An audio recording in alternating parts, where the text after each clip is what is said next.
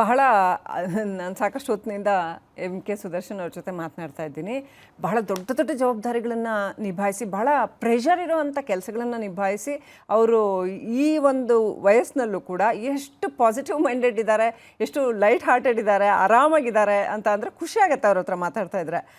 ಹಿಂಗಿರಕ್ಕೆ ಸಾಧ್ಯ ನಿಮಗೆ ಅಂತ? ಇಲ್ಲ, ನಾನು ಇದನ್ನು ಪ್ರೊಫೆಷ್ನಲಿ ತಗೋತೀನಿ. ಓಕೆ. ವೈಯಕ್ತಿಕವಾಗಿ ಅದನ್ನು ನಾನು ತಗೊಳ್ಳಲ್ಲ. ಸಾಮಾನ್ಯವಾಗಿ ಪರ್ಸನಲೈಸ್ ಮಾಡಲ್ಲ. ಯಾಕೆಂದರೆ ಆವಾಗ ಹೇಳಿದ್ನಲ್ಲ, ಒಂದೊಂದ್ಸರಿ ಡೆಲ್ಟಾ ವೇವ್ನಲ್ಲಿ ನಿದ್ದೆ ಬರಲಿಲ್ಲ ಅಂತ ಅಂದ್ಬಿಟ್ಟು, ಆವಾಗ ನೀವು ತುಂಬ ಪರ್ಸನಲಿ ಯೋಚನೆ ಮಾಡಿಬಿಡ್ತೀರಿ, ಆವಾಗ ನಿಮಗೆ ಹೆಲ್ತ್ ಎಫೆಕ್ಟ್ ಆಗಿಬಿಡುತ್ತೆ. ಸೊ ಅದಕ್ಕೇ ನಮ್ಮ ಟೀಮು, ತಾಂತ್ರಿಕ ಸಲಹಾ ಸಮಿತಿ was like A professional family, ಆ ಥರ ಇದ್ದರು. ನಿಮಗೆ ಆವಾಗ ಪ್ರೆಷರ್ ಹಾಕ್ಲಿಲ್ವಾ ಯಾರು ಅಂದರೆ ನೋಡಿ ಹಿಂಗಾಗ್ತಾ ಇದೆ ರಾಜ್ಯದಲ್ಲಿ ಕೆಲವೊಂದು ಘಟನೆಗಳಾದಾಗ? ಸೊ ಪ್ರೆಷರ್ ಯಾವ ರೀತಿನಲ್ಲಿತ್ತು ನಿಮ್ಮ ಮೇಲೆ? ತುಂಬ ಕಷ್ಟ ಆಯ್ತಪ್ಪ ಅಂತ? ಇಲ್ಲ, ಬರೋದು ಈಗ ಒಂದೊಂದ್ಸರಿ ಜನರೇ ಅಕ್ಯೂಸ್ ಮಾಡೋರು, ತಾಂತ್ರಿಕ ಸಲಹಾ ಸಮಿತಿಯವರು ಸರಿಯಾಗಿ ನಮ್ಮ ಸಲಹೆಗಳನ್ನೇ ಕ್ರಿಟಿಸೈಸ್ ಮಾಡೋದು ಆಯ್ತಲ್ವೇ. ಆಮೇಲೆ ಆಗುತ್ತೆ. ಬಟ್ ಏನು ಅಂತಂದರೆ ನಾವೇನು we are very clear, when we are very confident and when we feel that it is correct, ನಾವೇನು ಅದನ್ನ ಬದಲಾಯಿಸ್ತಿರ್ಲಿಲ್ಲ, ನಾವು ಅದನ್ನ ಹೇಳ್ತಾ ಇದ್ವಿ. ಆಮೇಲೆ ಏನಂದ್ರೆ ಕ್ವಾರಂಟೈನ್ ನೀವು ಸಲಹೆ ಕೊಟ್ರಿ, ಹೌದು, ಅದು ಬಹಳ ಕಷ್ಟ ಆಯ್ತು ಕೆಲವರಿಗೆ. ಎಲ್ಲರೂ ಅಬೈಡ್ ಮಾಡೋದು ಕಷ್ಟ ಆಯ್ತದ, ಎಲ್ಲರೂ ಫಾಲೋ ಮಾಡೋದು ಕಷ್ಟ ಆಯ್ತದನ್ನ. 14 ದಿನ ಇರ್ಬೇಕು, ಈಗ ಒಬ್ಬರೇ ಇರ್ತಾರಪ್ಪ, ಅವ್ರಿಗೆ ಊಟ ತಿಂಡಿ ಕೊಡೋರಿಲ್ಲ, ಅವ್ರು ಹೆಂಗೆ ಕ್ವಾರಂಟೈನ್ ಮಾಡ್ಕೊಬೇಕು ಅನ್ನೋದು ಒಂದು.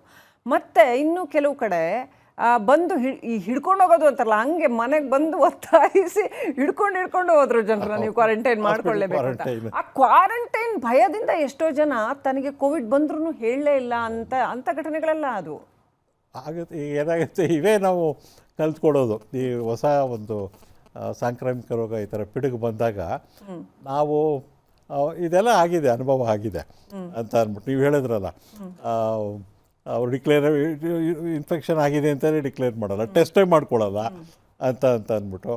ಸೊ ಇವೆಲ್ಲ ಆಗಿದೆ.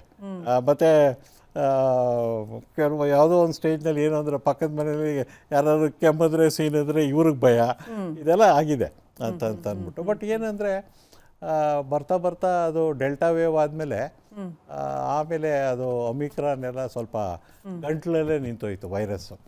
ಇದು ಹೋಗಿದ್ದು ಲಂಗ್ಸ್ಗೆ ಹೋಗಿದ್ದು ಬರೀ ಡೆಲ್ಟಾ ವೇವ್, ಅದು 2021 ಅದ್ರ ನಂತರದ್ದು. ಹೌದು, ಲಂಗ್ಸು ಅದು ಅದೇ ಗಂಟ್ಲಿಂದ ಕೆಳಗಡೆ ಲಂಗ್ಸ್ಗೆ ಹೋಗ್ಬಿಟ್ಟು ಅಲ್ಲಿ ಡ್ಯಾಮೇಜ್ ಮಾಡಿಬಿಡ್ತು.